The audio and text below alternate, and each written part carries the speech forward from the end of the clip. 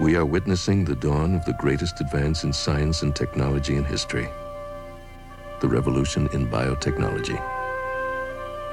Einstein's equation of matter and energy, nuclear fission, atom smashing, all these have significantly revised our understanding of matter. In building computers, we have taken silicon, highly refined sand, and imposed human thought patterns on it. And we have a space fleet. The scale of the new achievements in biotechnology is not yet so grand, but it is staggering in its implications. For the first time in all time, we can intervene and modify the characteristics of life. All life. Plant life, animal life, your life, your children's lives, your children's children's lives. Through recombinant DNA technology, we can mine copper and uranium, pump oil from wells, manufacture chemicals. We can turn waste into food for livestock, design plants that grow their own fertilizer and thrive in the desert. We can intervene and cure hereditary defects, double even if we choose, the size of mice and men.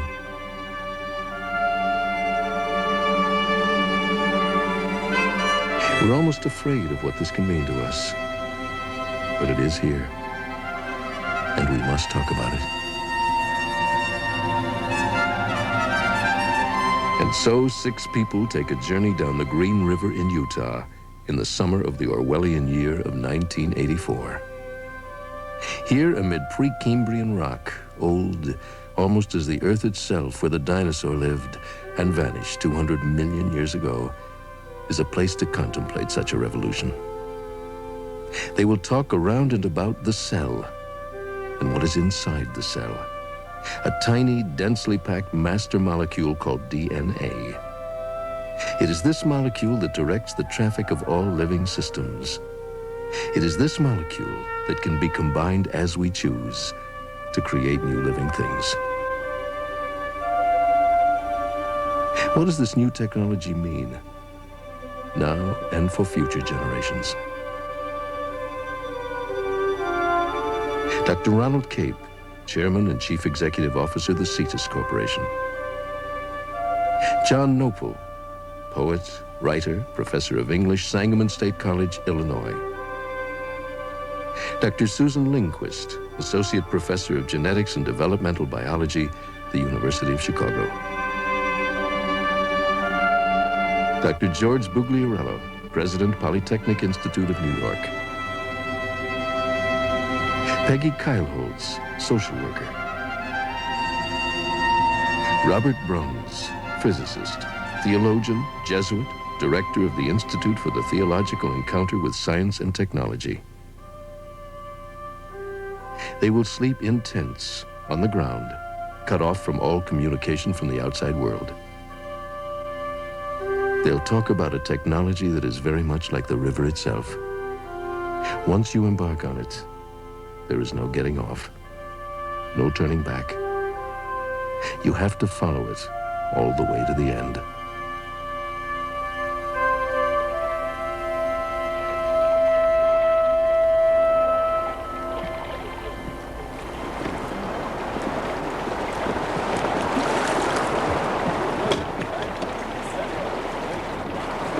Just hook the life jackets on the bow line. Okay, we'll just stag the duffel over here anywhere when the wind blows. Like the duffel line with that. This is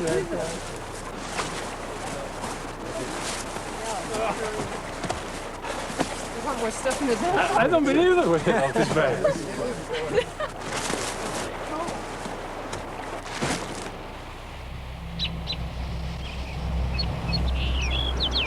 This is a very good setting to reflect on these events. We believe that the Earth was created some 4.5 billion years ago from space, and it condensed matter. And the first age of the Earth was really the age of condensation and creation of inorganic nature. Then came the second age of the Earth with the appearance of this phenomenal discovery, life. And that occurred probably about 3 billion years ago, something like that. And life developed for a long, long time before it could reach really the level of complexity that led to the creation of man. And man appeared roughly perhaps 3 million years ago, 4 million years ago. So it took a long time before life could produce man. With man came a tremendous new thing, technology, a new age of the earth. And technology was significant. Of course, at first it developed very, very slowly. At first it was the technology of the skin and the technology of the animal skin. It was the technology of the stick. And later, perhaps 500,000 years ago, it was the technology of fire. But with technology came really something very, very fundamental. The ability now of life, that is of man, to modify the environment. And this has continued in a crescendo until today. Now, about 20 years ago, what happened that was so tremendously revolutionary was the beginning of the ability to modify not only the external environment, but the environment within ourselves. The ability to modify life itself by life itself. And I think this is the fundamental revolutionary element. We're really entering into a new age of the earth, what could be considered the fourth age of the earth. We don't need to wait for the random or quasi-random accidents of nature, or we don't need to wait for the slow process whereby we have been able to change plants and animals to suit our purposes. Now we can do it purposefully, we can do it rapidly, and we can do it drastically.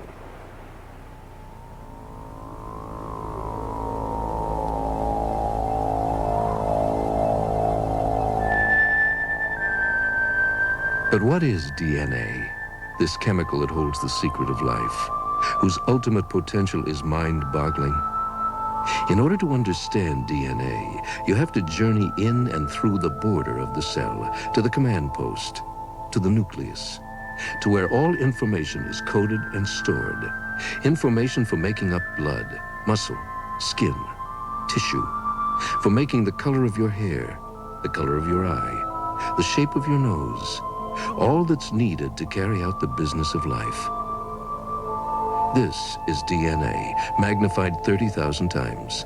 Strands of genetic material that can be manipulated to produce new, useful life forms beyond what we already have.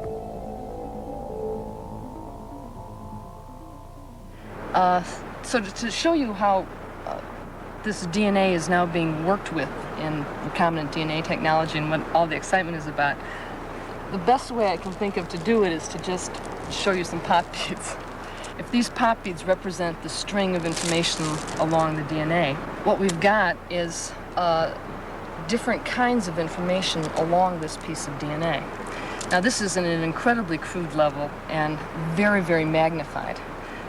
If the DNA really was this thick, it would be just enormously long, and it would just stretch from here to Salt Lake City and back. But what we can do now in recombinant DNA technology is focus on one little bitty part of this enormous long chain. The kinds of parts we're most interested in are the parts that code for functions, that code for making particular kinds of proteins. But what we can do now is take out little bits of it. Just pop them out, and then go into a piece of bacterial DNA, which is just much, much simpler. What does the bacteria do with the information? Well, we stick this back into the bacteria and just use the bacteria sort of as a workhorse factory for making a lot of this piece of DNA that we're interested in. The bacteria are very cheap to grow, so we can very easily and very rapidly get a large quantity of this little informational bit that we're interested in. And by being able to do that, we can do an enormous variety of different kinds of things. By the year 2000, the biotechnology industry may involve as much as 70% of the nation's gross national product. In June 1980, a Supreme Court decision allowed scientists to patent genetically engineered life forms. And so the race for patents is on. Microbes, bugs, are an essential part of gene splicing. To take one very dramatic example, as you probably know, there's a great deal of research now going on, clinical trials, on various kinds of interferon, hoping that they may be useful against cancer. Interferon is available in the human body in only minute quantities, so minute that actually 2 or 3 years ago, there was a headline that it was worth $22 billion a pound. And let me tell you, that stuff was impure and full of contaminants. Now today, with the marvels of recombinant DNA, we design the genes of a bacterium so that we insert into those genes, into that DNA, the DNA with the instructions to make one or another human interferon. And that bacterium makes enormous quantities for us at reasonable prices of human interferons, such that at the present time, those are in clinical trials being experimented with against various virus diseases and against cancer. Those are things that were impossible before the advent of genetic engineering, and the gene business is the hope of bringing some of those compounds into actual medical use in the next 3, 4, 5 to 10 years. But it's not just manufacturing that this research is important, and it's a wonderful diagnostic tool in medicine, for example. We're now being able to take out DNA sequences that we know are responsible for causing disease and compare them with the similar DNA sequences in normal people.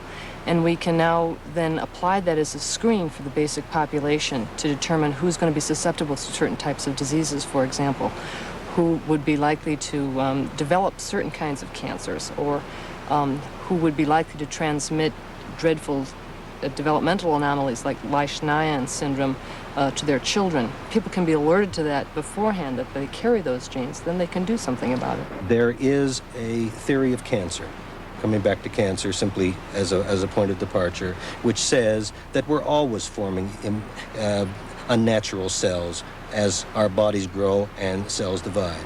But our immune system is pretty efficient, and it enables us to scarf up and dispose of those cancer cells as they are formed continually during development. It's called immune surveillance.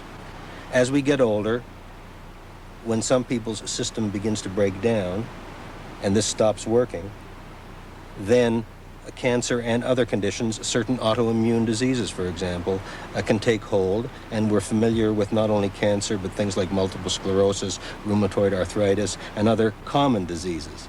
Now, recombinant DNA research at the scientific level has made it possible to determine that there are a number of components, the failure of which in the disease condition, and possibly the supplementation of which, produced by genetic engineering, might be a feasible way to treat such conditions. All right, so there's a lot of benefit to, obviously, individuals and to society as a whole that can come from genetic engineering. But I think anything that has ever been done usually winds up being of profit to somebody else as well. And who is going to profit from the technology that you're talking about? We are, I hope, certainly among others. Our system certainly is one in which business does apply science and business makes money in it. The fact is that in genetic engineering, unlike almost any other business I know of, it's not a high-risk business, but it's a high-patience business.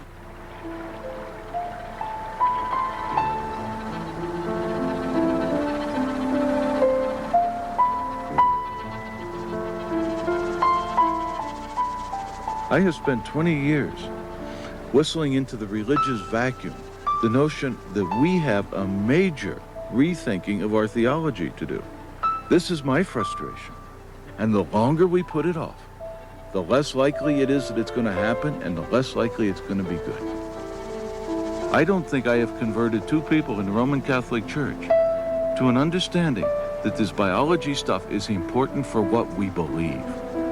And I am convinced it's radically important for what we believe, not what we do, not whether we're good or bad or moral or immoral, but what we believe. It's my feeling that what we need at the federal level in our country is a new national biotechnology agency, or some new forum that not only moves the work forward, but discusses fully in all communities, the religious, the ethical, the economic, the political, the ramifications of this profound change that is all around us. And I don't see a single politician in Washington who cares about it.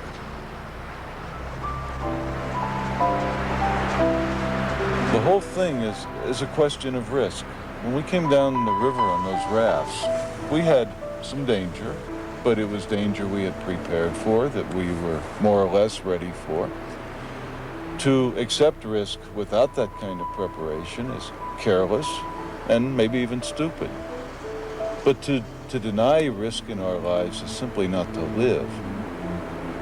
Our humanity demands that we risk if we live in history. And that's what it means to live, to accept risk and to proceed with it and take the consequences where they come.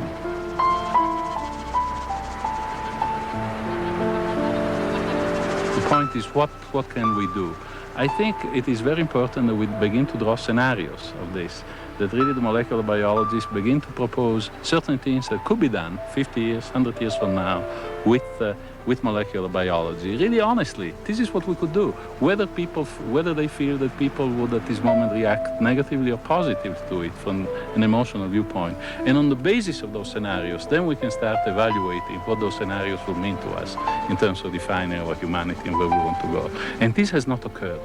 Everybody has been very, very cautious, I believe, in not proposing scenarios, in not saying I could grow. Let me go to extremes. You know, I could in 350 years from now I could grow a third arm. Do we want people with a third arm? Well, I think one of the reluctances of molecular biologists to indulge in this kind of speculation is that even 5 or 10 years ago, if we'd indulged in that speculation, we could not have begun to guess at what we are doing now.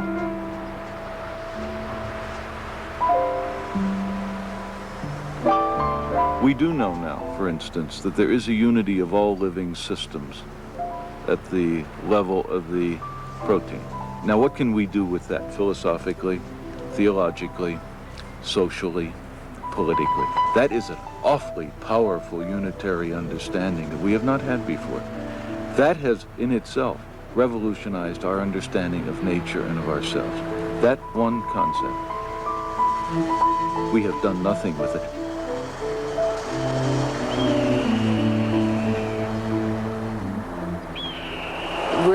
This whole process of biological research is evolving at such a rapid rate. There's this feeling of exhilaration when you connect up with other people's works and you start to be able to appreciate how a living system works. It's a wonderful thing. Do you get that sort of sense of discovery out of writing? Well, yes. Yes and no. But in terms of discovery, a metaphor is a verbal splice. And with luck, when you make that splice, you discover something new, something that wasn't in either of the terms before. So in that sense, it's kind of a constant experimenting. And you're out there taking chances, and you may or may not succeed in a given experiment or a given, in my case, poem. And when the discoveries come, it does astonish you. But when you say you discover something, what you find is a form or a pattern in things that wasn't discernible before. And somehow your effort has revealed that. I think an artist does this too. The really great artists seem to be able to do this effortlessly, but the rest of us, we work hard for it, and we, as you say, know many failures. My only consolation is that William Butler Yeats went 7 years and only managed 2 bad poems. He must have really suffered from that. These hills behind us that are changing in the light as the day goes down, that's nature itself improving on nature. And it helps you to keep perspective because you don't have that kind of power. You have to work with received things you can't really create. And remembering that you are recreating helps to keep your feet on the ground, keep you a little more humble. then as you should be. But fears persist. The nagging subtext in the discussion centers on what can go wrong. The fear of dealing with new forms of genetically altered microbes. Peggy Keilholz raises the issue. One of the things I've heard brought up is a 3 Mile Island syndrome, which I understand to be the idea that very complex systems defy analysis, and that in their complexity, those kinds of systems get beyond our control rather quickly. And I have a sense that that may be one of the fears about recombinant DNA technology, that while it seems right now that it's under our control, will it always be? I understand that. It's the Murphy's Law fear. If something can go wrong, it's going to go wrong. We have to make choices. I think we have every reason to believe that the choices we're now making are the right ones. Another thing that's actually kind of important in this, I think, is that one of the fears that scientists were raising was due to our own lack of knowledge. We didn't know how different combinations of DNA behaved. And one of the things we've been learning over the past few years in the experiments we've been doing is that Mother Nature is always rearranging DNA all the time anyway. This is something that's going on within an organism and between organisms. DNA rearranges and gets reassorted in a surprisingly rapid way. We had no idea that this was happening. And it's the knowledge that this is happening in nature all the time has made us a lot less fearful about some of the things that we were worried about. That doesn't mean we're still not worried and concerned about reassorting viruses or agents of disease or things which might get out of hand. But we don't have quite the level of mystery and worry and wonder about what we were doing, because we know that some of it's going on all the time anyway. But actually, to the extent that there is a 3 Mile Island syndrome, it's really based on systems that malfunction because of carelessness, utter carelessness. Well, I think another thing is that we're talking in terms of the responsibility of scientists here. And it's no longer just our responsibility. It's something that is going to impact profoundly on society, and society should, in fact, take some controls over the research. Well, as a matter of fact, we're talking about science when we're talking really about technology, because the scientist, I believe, has the responsibility in the laboratory to pursue any conceivable experiment to the extent that it improves our knowledge. Is the application of that experimentation to technologies, to things that impact directly on our lives, that is at issue there. And there we have to be careful. At a meeting I was at on armament, one of the experts there was talking about a recombined enzyme that was developed to turn waste grain into alcohol, which this particular person said, if introduced into a living gut, would cause terminal diarrhea. Is that true? I think Ron can talk about the specifics of the genetics, but experience shows, for instance, with biological weapons, they're really double-edged swords, and people have been extremely reluctant, countries, to introduce them, because ultimately soldiers have to fight on the same battlefield usually, and under those conditions, what you try to bring to your enemy begins to affect you, and that becomes very dangerous, and you cannot control it. At least I would see from a strategic and tactical viewpoint, as not being really a very, very dangerous perspective at this moment. Yeah, but don't these carry at least the illusion of control that nuclear weapons don't carry? Not really, because you have no fallout, unless you can inoculate yourself against it in some way. I would like to defer to Ron. Again, let's be specific. I'd like to check with Susan on this. I believe that the experiment that you're talking about has in fact been performed. It was a concern some years ago that if you put insulin inside a bacterium, which in fact was done, you put the gene for insulin in this bacterium in order to produce insulin. It's been done, it's on the market, a wonderful development, that if that organism happened to get into the human gut, that the person who got it would die of insulin hyperproduction. In fact, the organism is quickly swamped by the natural organisms in the gut. It's a fairy tale scenario. I just want to put that to bed. The fact, however, is that the point you make is a good one. Biological warfare is something that's deplorable. Our country is not supposed to have anything to do with it. As far as I personally know, I don't know of any activity that's going on in it. Is biological warfare more or less reprehensible than nuclear warfare? Did I stop beating my wife? I think the point we're trying to make is that we wouldn't want to be associated with that effort, and we don't know of anybody in this country who is. Yeah, but I think earlier you said that really biological warfare is just as reprehensible as nuclear warfare. A personal opinion. Correct. If that is the case, then the choice is really purely a military one, whether to go one way or another. And it goes back to what I was trying to say, that from the military viewpoint, it really makes little sense to use a biological weapon that is less directed than a nuclear weapon, which is more controllable. Right now, that's true. But Right. after all, nuclear technology has been around for a long time, and there's been an enormous industry, an enormous amount of money spent on trying to figure out the best way to do it.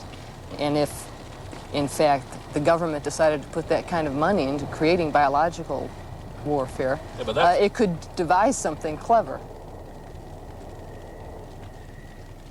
You know, along with the promise of all of these new capabilities, you hear a lot about fear. And I remember, I guess it's 4 or 5 years ago now, I saw a cartoon in syndication, I think it was Barry, showed a little sylvan pool with a mermaid lolling back against a rock and a centaur over on the other bank and a mermaid saying, "I don't understand what all this fuss is about genetic engineering." And I think there's something almost in every culture that fears the half-breed.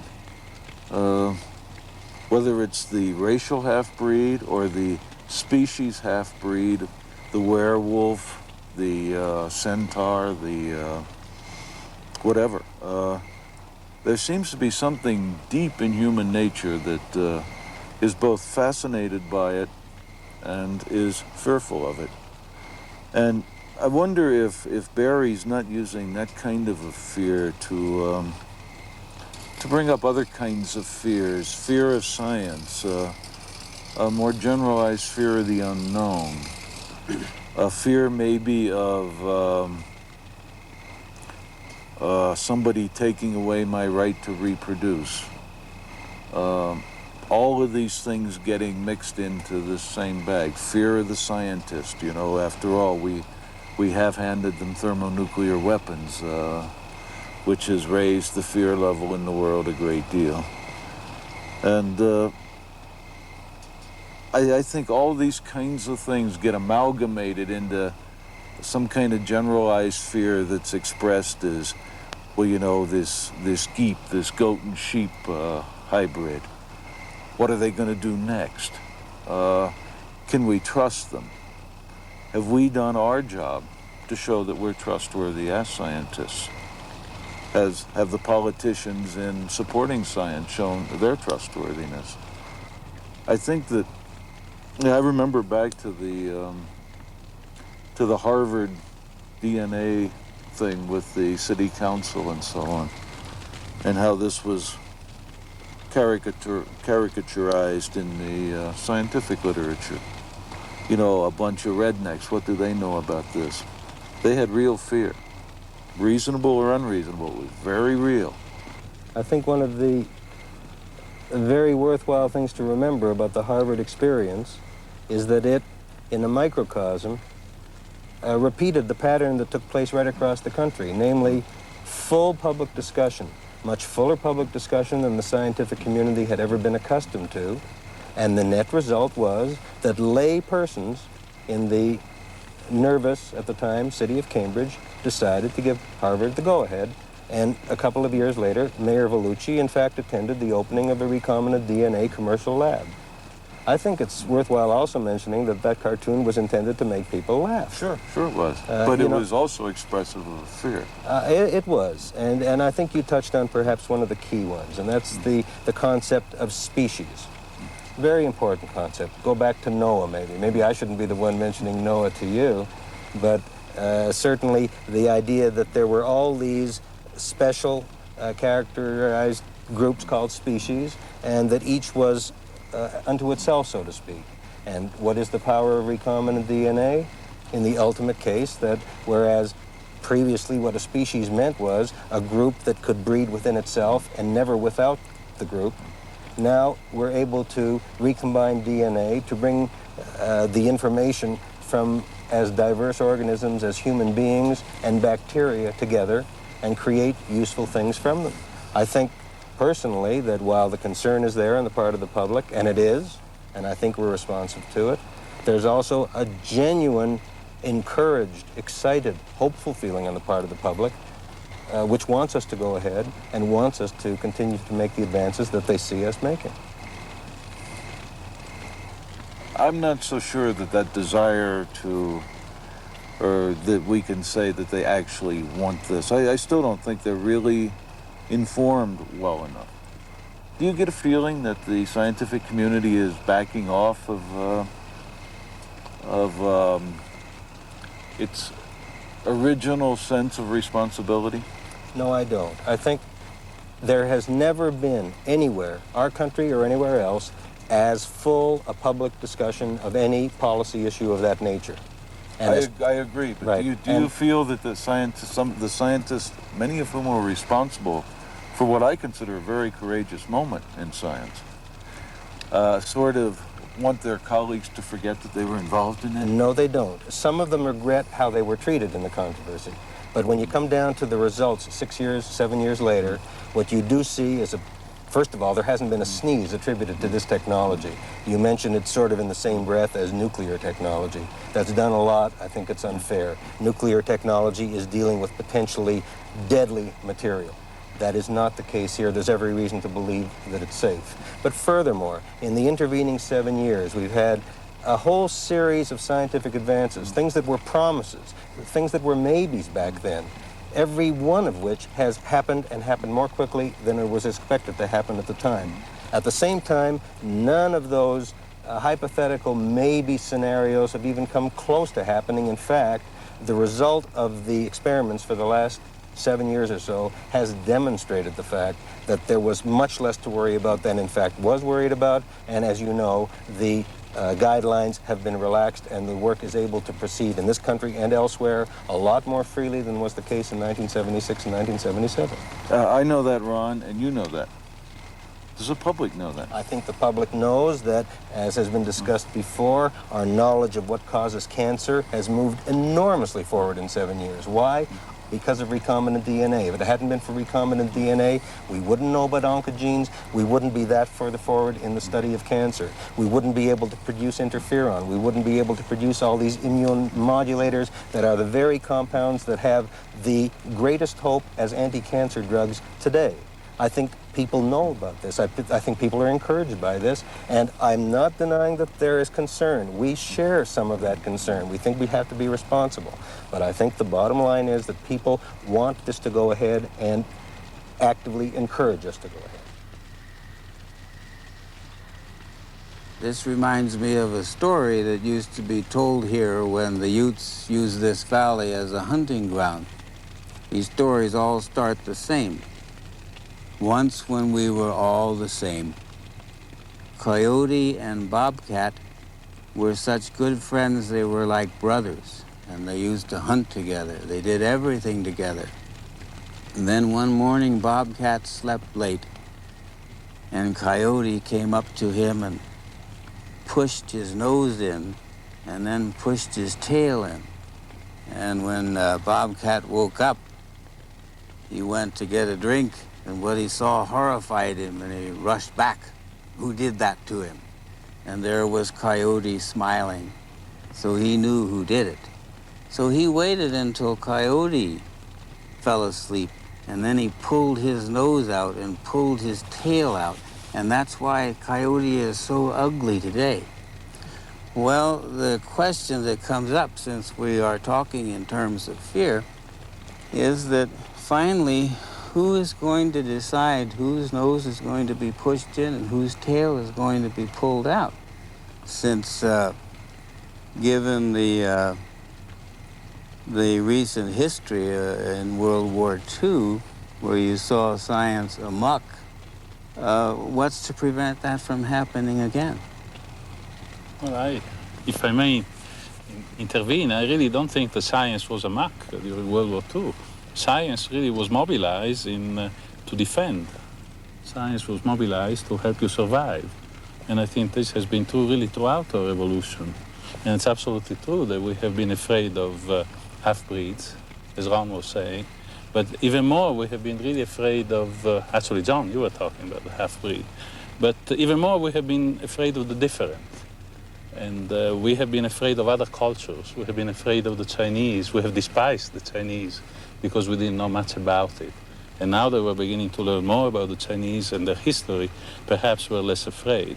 So really, there will always be this sense of being afraid. And conceivably, the ancestors of the Neanderthal man were afraid of the Neanderthal man. There was a mutation that was different from them. And yet it happened. The great fear, of course, is that people have about genetic engineering, correctly, is that it be used as a leveler, as to bring everyone to the level of sameness. They may lead to a homogeneous society, and biologically homogeneous societies endanger societies. Diversity is a very, very important factor in human evolution, generally in evolution period. All breeding in the past has been a crapshoot.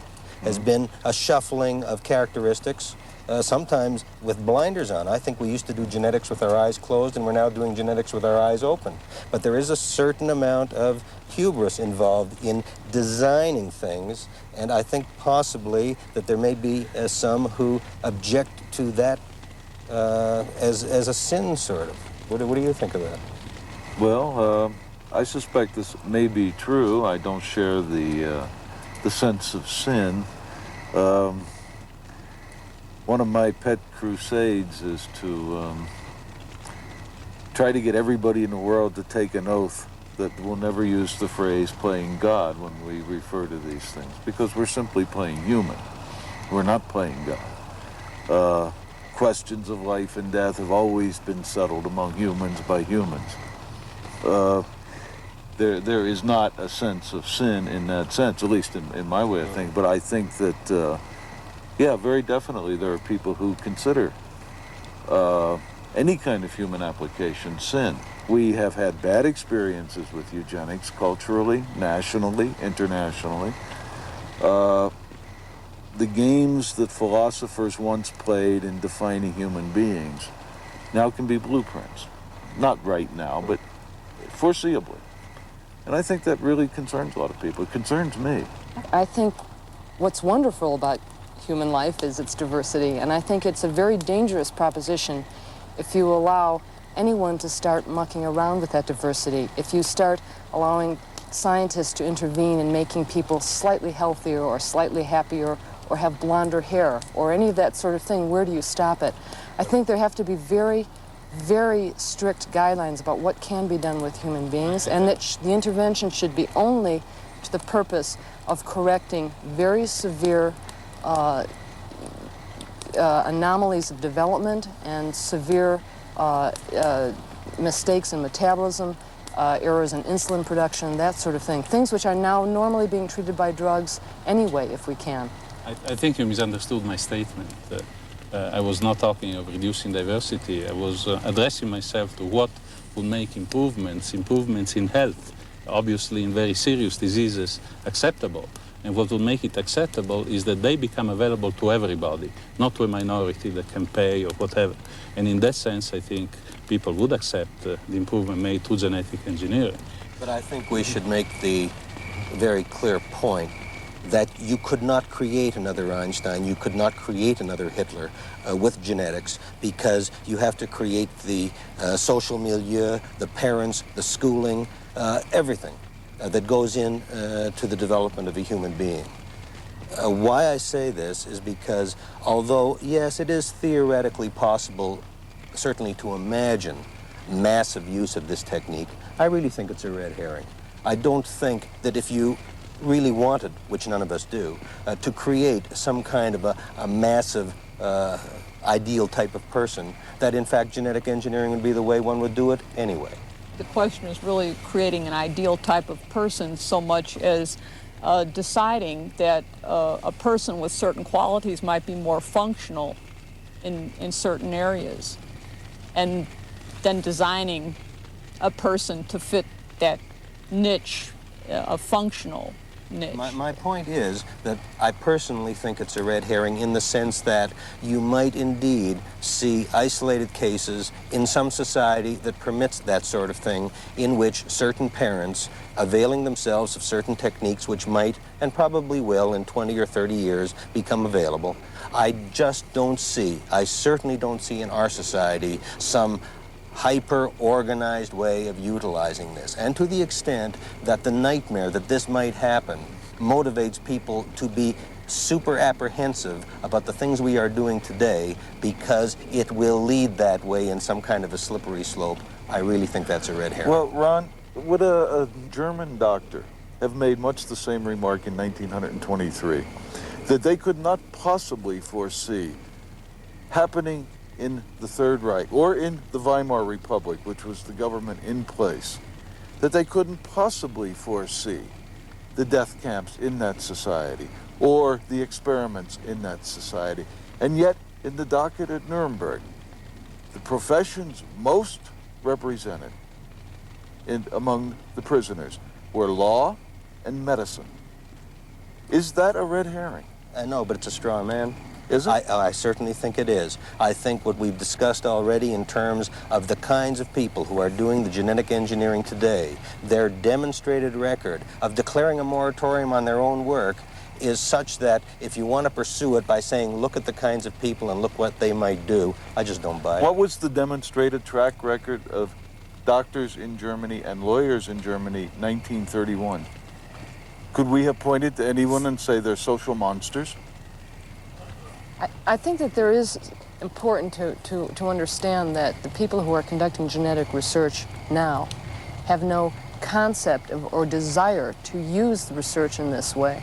And we would like to think of that as a sort of a protection and a feeling that we don't really have to worry about it. But I think really that we do have to be concerned. I mean, it is possible now, recently through the cloning of growth hormone in mice, to create bigger mice simply by reinserting this growth hormone gene.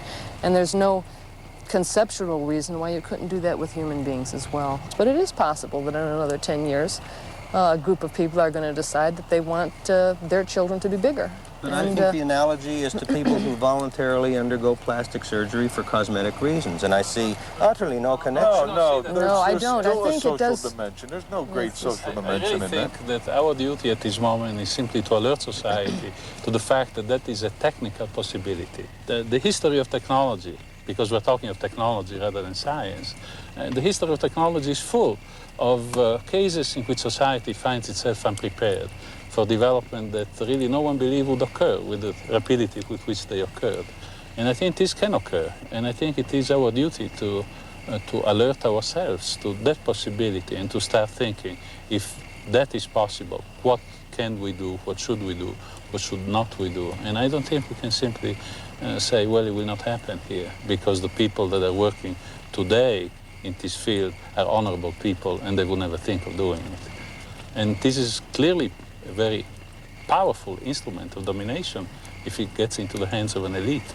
And I think my constant concern is really that we prepare our colleagues, ourselves, our fellow citizens, if you like, to that possibility. Because only if we're prepared to face it and we consider that it can occur, will we be able to make more intelligent decisions. I agree with you, but I'd like you to tell me. I agree with you. Okay. But I'd like you to tell me the scenario whereby instead of being like individual determinations by two parents to do a particular thing, as test tube babies are right now, I'd like you to tell me the scenario whereby, quote, this technology gets into the hands of an elite.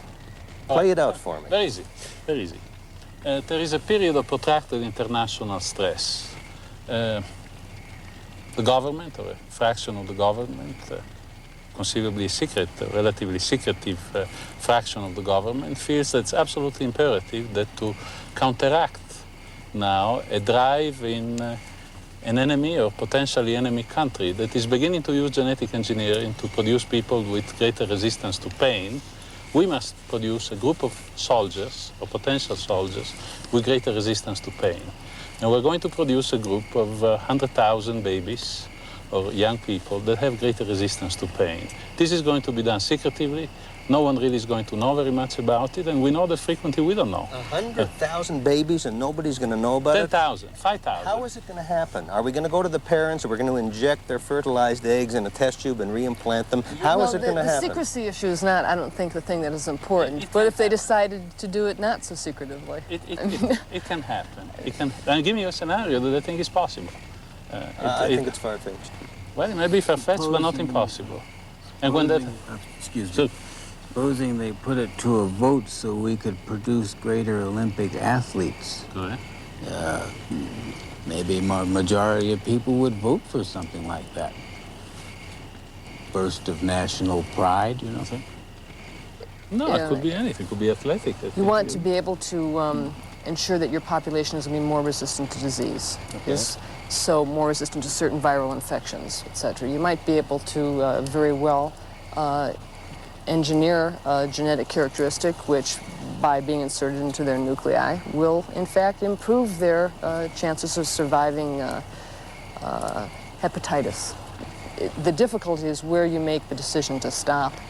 And the thing that concerns me is that the potential for abuse is serious enough that that I would rather see some good not come of this research that could possibly come of it rather than risk the abuse, because I think you could lead fairly directly from a case where you make people resistant to disease to a case where you make people a little bigger and healthier and stronger, or you make people more resistant to pain. It raises the specter of making man subject to animal husbandry, and it's abhorrent, and somehow it denies something that I think we have to pay attention to, which is a fundamental reverence for our humanity. Let's backtrack. The premise of our discussion is, I think, we're all in agreement that we cannot play God. We're all in agreement that certainly it's not what we're recommending, that any tampering with humanity is a very serious and potentially dangerous thing. But the question is, could it happen? And I think the answer that I think we're drawing, most of us, is that indeed it could happen. There are a variety of scenarios, ranging from an Olympic scenario to a military scenario to a fight against disease scenario that may encourage, under certain conditions, under certain social conditions, under certain social ideologies, the development of a group of citizens that have been affected by genetic technology. I just wanted to make one point, and I think the reason why you said, well, would you want to stop experiments involved in giving people pieces of DNA which would make them resistant to hepatitis. The reason I feel comfortable making that decision no is because it needn't come from that kind of resistance to hepatitis, needn't come from recombinant DNA technology which intervenes in our own nuclei. I mean, it should also be possible to use recombinant DNA technology to develop very cheap vaccines, which doesn't have this potential, that sort of intervention doesn't have the potential of leading to these more serious eugenic consequences. I don't want to duck this, because I think I disagree with the rest of you on this. There are, for example, interventions in diseases like Huntington's chorea, which killed Woody Guthrie, where if in fact you just address the individual who has the disease, you don't prevent that individual from passing on that disease to the offspring. There are ways of anticipating intervening in the germline and wiping out the disease. We do know enough about oncogenes now to be able to imagine at least that a sequence of events might happen where we might be able to intervene in the human germline and significantly cut down on the incidence of cancer. And all I'm saying is I'd like to deal with each case as it comes along, rather than, as some of the critics of the field say now, because I see something terrible down the road, and I agree with all of you that it is terrible. But again, it can be incremental. It doesn't all have to happen at once. And this huge scenario all of a sudden be there in its full-blown glory, and we have to decide, are we going to be eugenicists or not? But let us look at another way. We have been looking here primarily in terms of this technology being forced upon the individual by by whatever reasons, military reasons or emotional reasons, etc. There is the other possibility that individuals may begin to think that it is their birthright, if they can, to improve themselves and their offspring genetically. We're sitting here in this part of the West that was opened up only 100 years ago, a little bit over 100 years ago. Now, let's transpose ourselves in time to the next 100 years. Is it possible in your mind to think of a situation whereby really people start saying, I really think it is my right to if I can, to alter my genes because I want to transmit better genes in the future to my descendants? Can you envision the American Civil Liberty Union at that time saying, yes, it is your right. You should be allowed, if you want to change your genes, to change them. How are we going to deal with the thing? And the problem comes down then is, or at least a significant aspect of the problem, is loss of individual freedom. These are not going to be free and open societies if they're going the route of any kind of a coercive society-wide use. And what does this do then to our notion of ourselves? I think one of the great things about human beings is we've developed a sense of what we're in the process of developing a sense of what it means to be free. You know, most of our great-great-grandparents didn't know what freedom meant. They didn't have the vote anywhere. Just that much of freedom. They were not, quote-unquote, masters of their own destinies.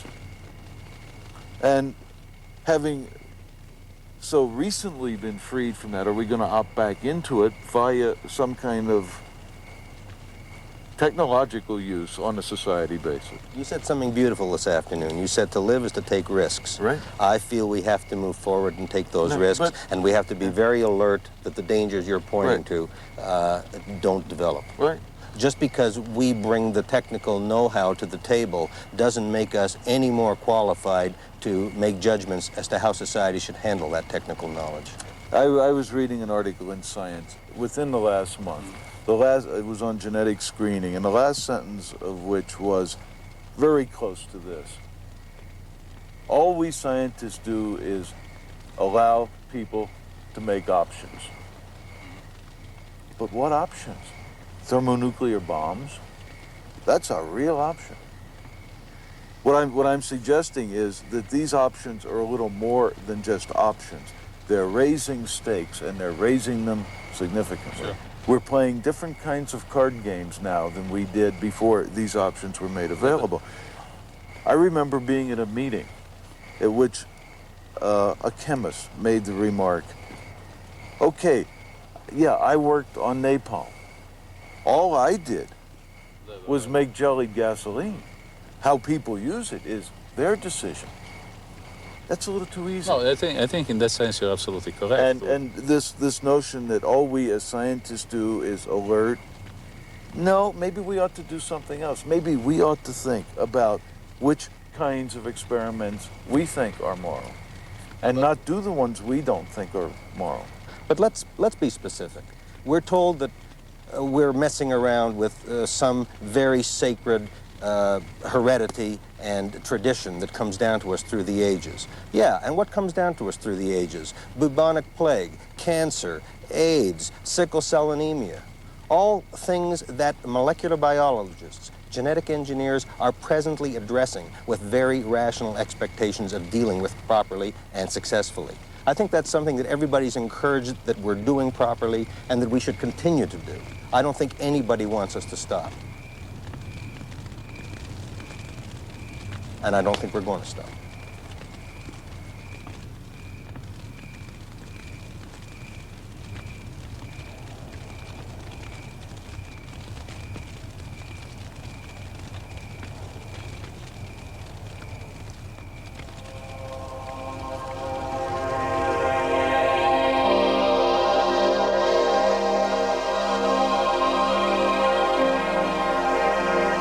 In anticipation of Earth's new morning, there's a feeling of innocence and mystery.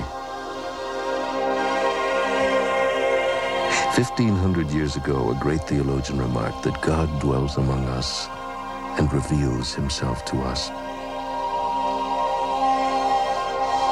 We see lights breaking on us, he said, and therefore we should keep to the order of theology, not proclaiming things too suddenly, nor keeping them hidden to the end. Questions.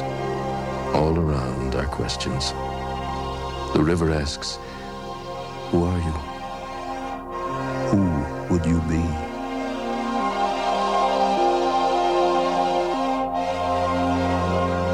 I think we're living in an absolutely amazing time.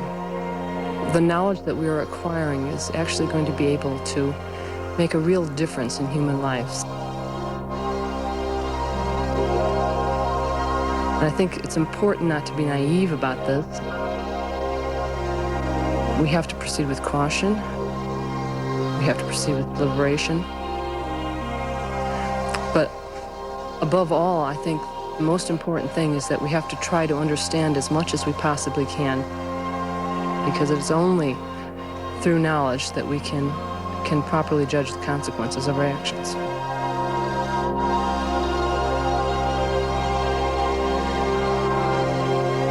So we're all shamans now, shape changers.